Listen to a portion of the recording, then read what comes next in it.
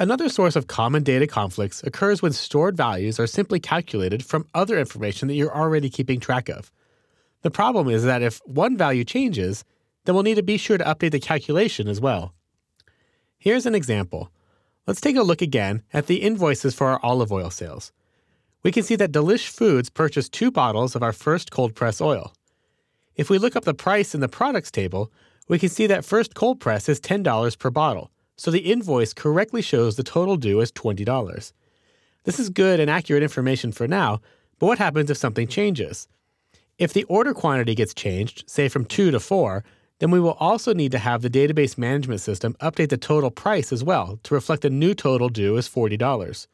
Or if the price per bottle changes in the products table to $15, then again, the total price in the invoice table would need to be updated again.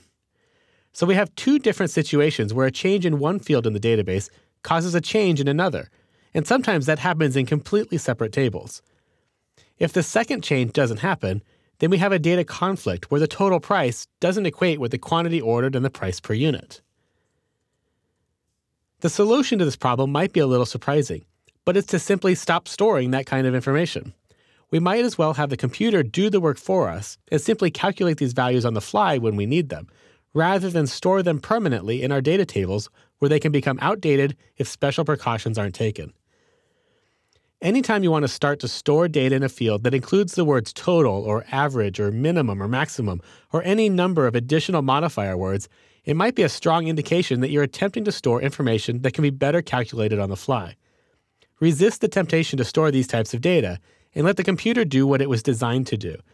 This includes all manner of mathematical operations, like finding the total price when you know the quantity of a product ordered and its price per unit, as we saw here, or determining the amount of tax owed given a total price and a tax rate. When you start exploring your specific relational database management system, you'll find a whole host of built-in mathematical computations and formulas that you can use to transform your data from one value to another, or to derive information from a combination of multiple values. One last point. The problem of storing calculated information doesn't just stop with numerical data. We can also apply these concepts to text data through text manipulations like character extraction, such as using the first letter of the middle name as a middle initial, or something called concatenation, which is a fancy way of saying to join pieces of text together, like combining a first name field and a last name field to obtain a full name. We can use concatenation to also return variations on this. Maybe we join the last name to a comma and a space, and then join all of that to the first name to arrive at a list we can sort by last name.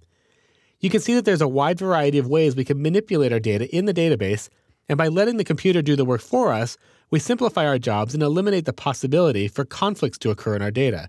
It's a win-win solution.